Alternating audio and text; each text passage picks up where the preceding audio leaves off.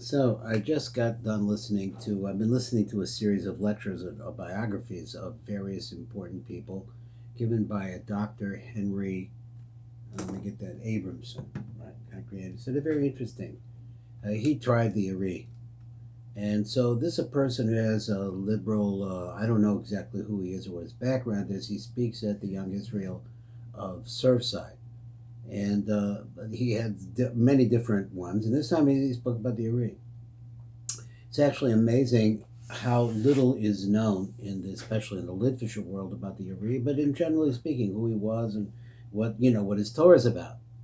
So he really tried to take on this Dr. Abramson, tried to take on some of the ideas that are in the Kabbalah of the Ari, but he doesn't really know anything, and he doesn't really know what it's about. But he heard some big names, like big words, like Shaar Haakudim, for example. He wants to say something about it. He tried to explain it, and people are interested in this, but they don't know what it is, and he doesn't know, and he's not able to say it. And the truth is that going back in history, for the reasons that they say, for example, that Reed died young, or Moshe Cordovero did not live a really long life. People who were deeply involved in Kabbalah said they died young, and as a result of that, the Misnagdim are thinking that so therefore you shouldn't start learning this until you're 40. But this is really an outgrowth of something else. It's an outgrowth of the war that took place after the debacle of Shabtai Tzvi. At that time in Amsterdam, there was the head Ashkenaz rabbi, that maybe the head of the community, I'm not sure, it was the person by the name of the Chacham Tzvi. The Chacham Tzvi, although he was called a Chacham, he was called that by the Sfardim, but he was real Ashkenaz. And he put his foot down and he really separated the Ashkenaz from the Sfardim. And his son, Yaakov Emden, Emden is a place in Holland. Um, they really went on the warpath and beat the Kabbalah out of the Ashkenaz. Now we're facing a time now today that we have all of this information available to us, and we can read it, and those of us who are zeicha to be able to understand this can do all of this. We don't have to rely on some secondhand knowledge, and especially because in the day that we're living, the Litvish don't know any of this, except for one important thing, is that the head of all Lithuanian yeshivas is the Vilna Gaon. The Gaon was a Mekubal. Gaon knew all of this, inside out, upside down, and backwards. He has Pirushim on some of the most deep parts of this. And he's quoted as saying that the ultimate redemption will come as a result of the study of the Zohar. So in the meantime, the Misnagdish world, or we call it the Litvish world, is not sure. They think that the Zohar was written by somebody named Moshe Le'Rion, and really, it's really a difference of one word. The word published versus the word written. It's like he made it up. Of course, none of these people who argue this really know what's inside. They can't fathom. And so therefore we have the Ari come along, and he shows us the opening of how to open this up. Of course, that to open up the Sefer Zohar, to be able to see what it is that Rebbe Shimon is trying to say to us, you need this material. And so we come over here, and we're really trying very hard to bring this down to the level of the American Jew and nowadays. Now, whenever you hear it, it's happening, and it's available. And when I first started the study of this, it wasn't easy to get these svarim that were associated with this. And as a result, I started buying svarim. I've given some out. I do what I can. And anyone who can get these 2 volumes of the Tiv on the Tiv Chaim, on the Otzos Chaim, should buy them if you can afford it, because we need the books to be in existence and not to go out of print, as we see with the Beis Lechem Yehuda, which is tremendous commentary on the Eitz Chaim. I have 2 sets. Everybody should have sets of these because it's important to promulgate it, even if you don't understand everything that's in it, but we're trying to get it out. So we come now to the end of this shir, to the end of this series. This is going to be a 9-part series. And in this part of this series, we're going to finish Shaar Haakudim, which is a fundamental, as I said in the last year, it's a template for many other things, but they grow out of this and become more and more physical, more and more detailed. Let's get started. We're on number 24. That's the number Kaf Daled on page Samach Gimel. We're going to read over here, and if whatever it takes, we're going to get to the end. Now, let me see if I'm in the right place. Yeah, I'm in the right place. So, number 24, reading it on the top, number Kaf Daled.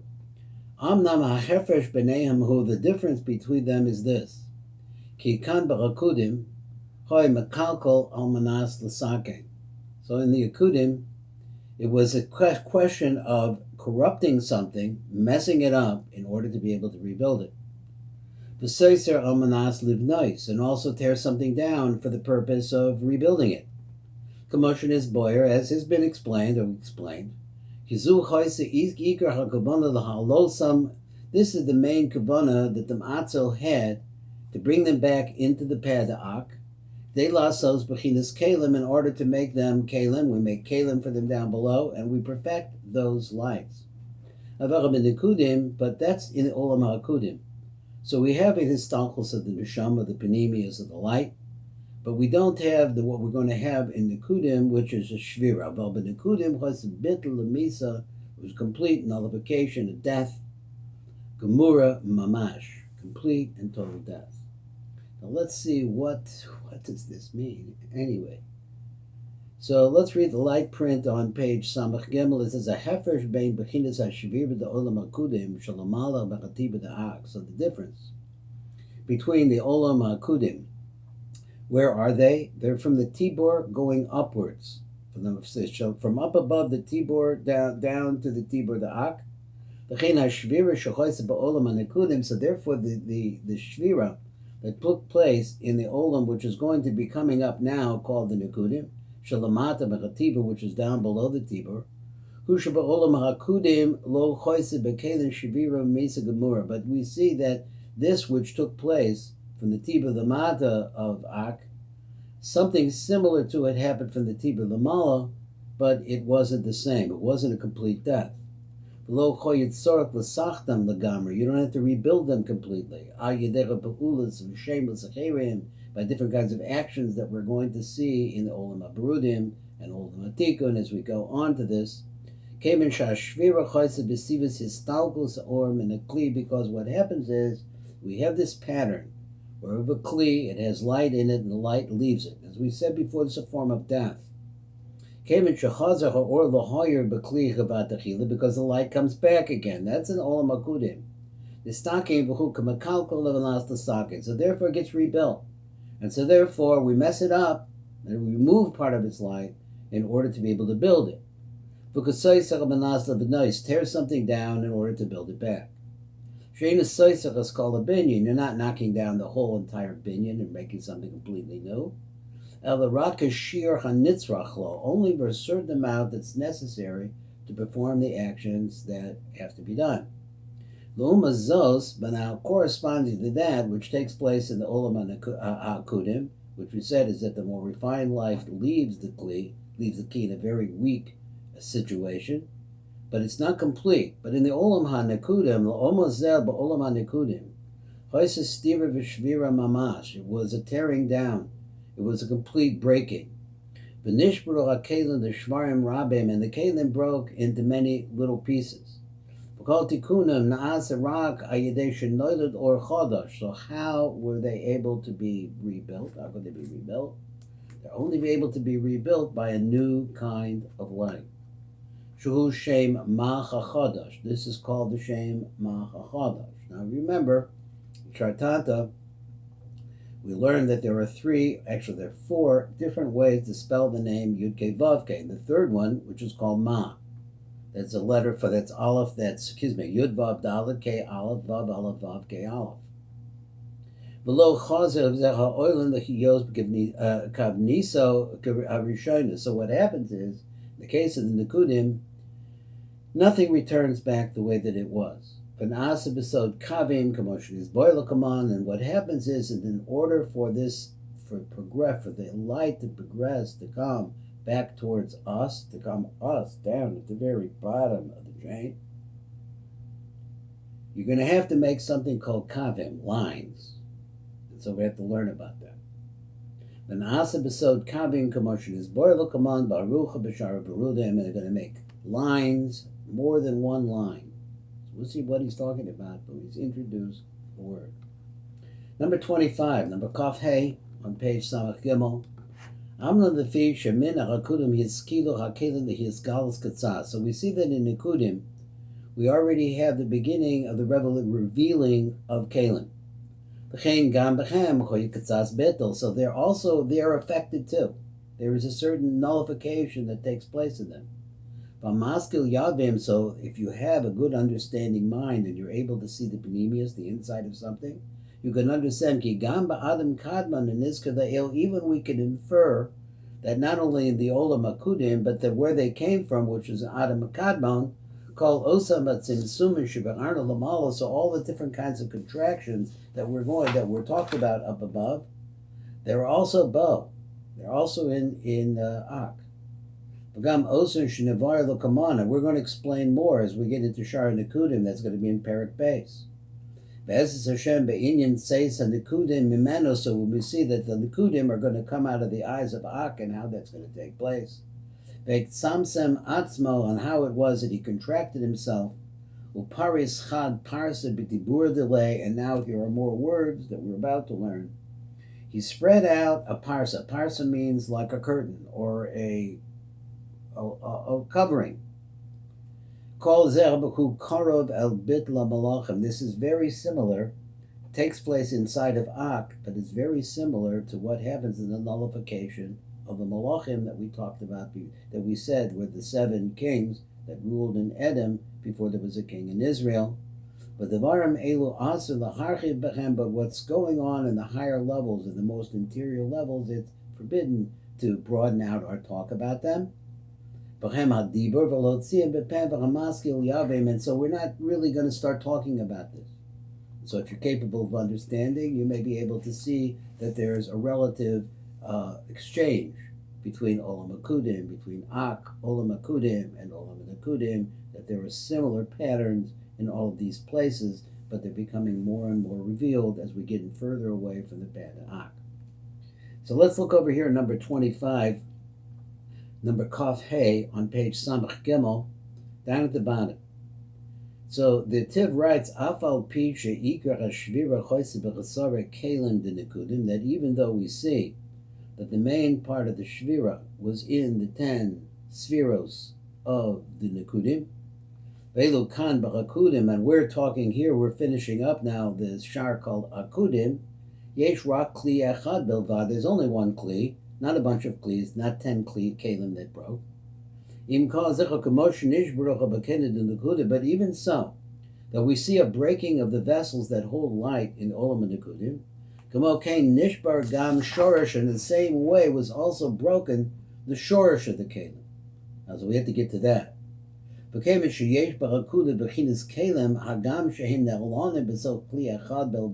so, we see that in the Hakudim, in where we've just been, there are Kalim, even though that they're hidden inside of one larger Kli. And these different spheros inside of this one Kli are not really made into a Kli themselves. They only exist in a very, very hidden way. So therefore the aspect of the Shavira, which we see that took place in Olam Hakudim, Gam Hi Behelam, this is also in a very hidden way. Below Begilui, not revealed. That in the Hakudim we really didn't have a breaking and a death. Why? Because there's no real Kalim. There's only one Kli, and inside of it, we're talking about what's inside of this one Kli. But the Kalim, if we say they're Kalim, but they're very, very refined, meaning that they're very little mamashos to them. They are like the light, very relative to the Ein Sof Baruch Hu. And also, this light that's there does not go beyond the Olam Hakudim. Which is not the case that goes on in the Olam Hakudim, which we're going to see there's a fall. Any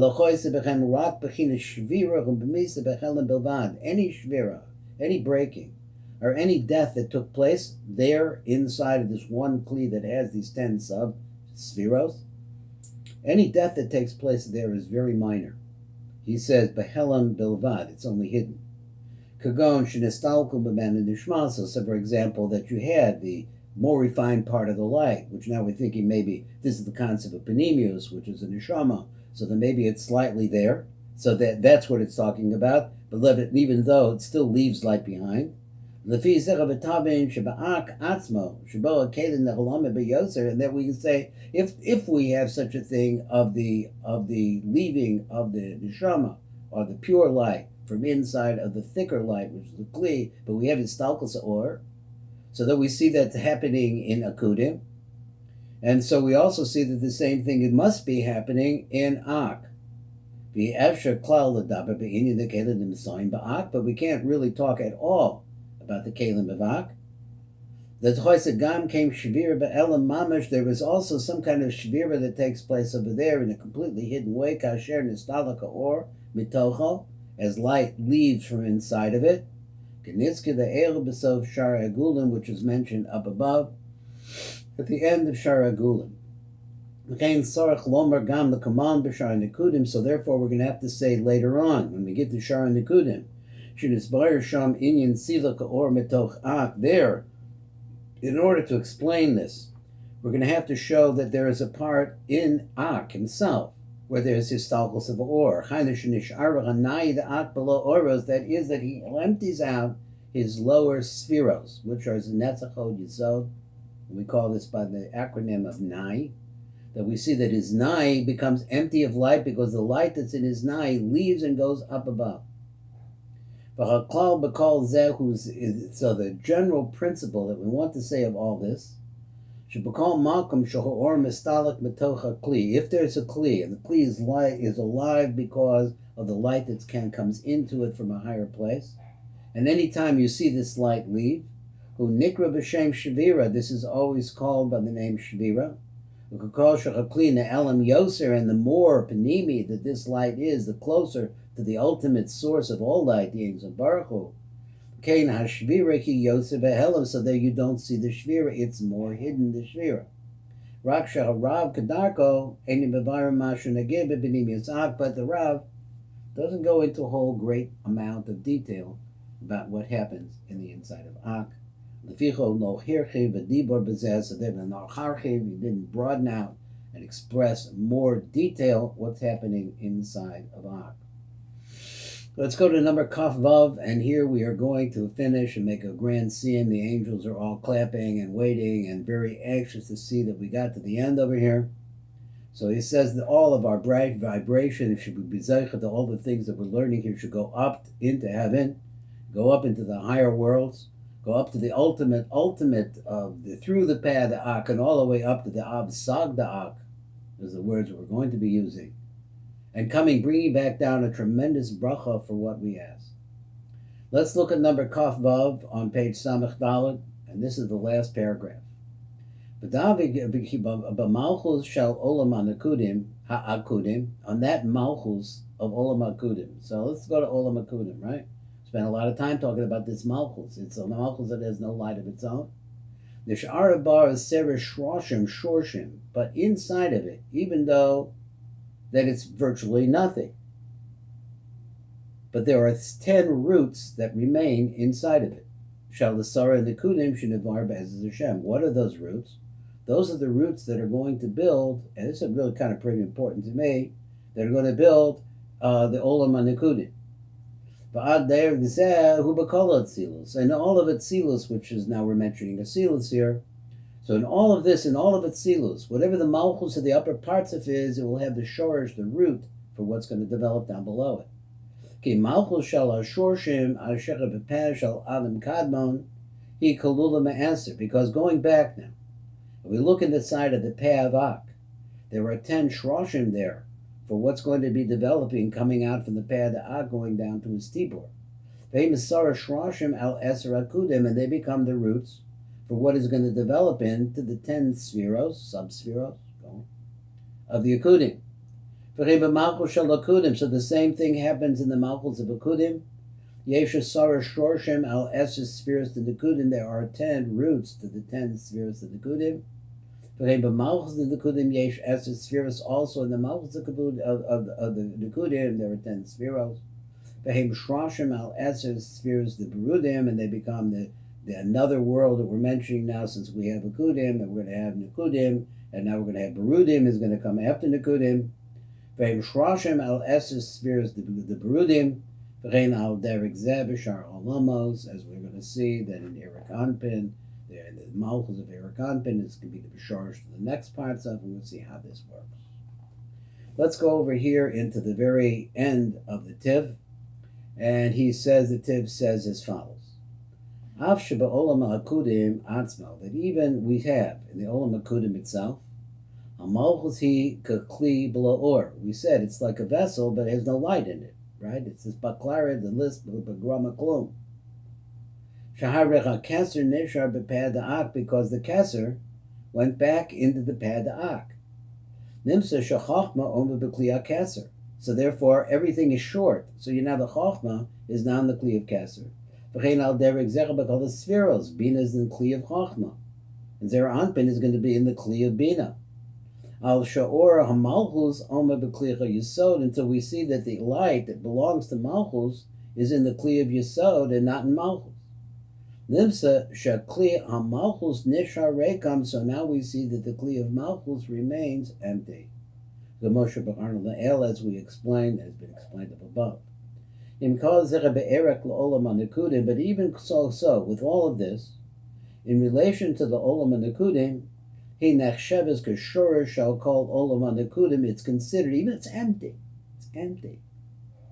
But even so, becomes the root of olam hanekudim. How could that be? Because olam hanekudim is much more physical, and this emptiness is an emptiness of something which is panimi to it.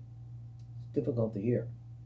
Malchus shall call olam ba'olam, and so it is, and every malchus is always empty. But inside of that Malchus, somehow all the oros from up above it reach into Malchus, and they become the shorish for what's going to be down below. What's the highest world that we've talked about? It's the Pada'ak. Yesh Malchus, the Pada'ak, Asara Shorshim, Shemaim, Mehem, Nasa, Esespheres, the Kudim. So inside that Pada'ak are the roots for the Esespheros that are going to make the Akudim. Also in the Malchus of Akudim, Yesha Sover Shorshim Shemachem Naasa Esespheres the Nekudim. They are the Shorshim that are going to make the Malchus of the Esespheres of the Nekudim. Malchus the Nekudim, Yesha Sover Shorshim Shemachem Naasa Esespheres the Berudim. He called Olam Yesh Bo Shorshim the Olam Shalamata Emanu, because the rule is that every Olam, the Malchus of that Olam, as empty as it may be, it has within it the 10 roots of the olamos that are below it. So that's a lot to think about. Thank you very much for listening. And so now we have the Olam HaKudim completely made, and I'm going to try to do so that we can have whole chapters one at a time to be able to go through, which are going to be a little bit more complex. I mean, just a little bit more complex than Olam HaKudim.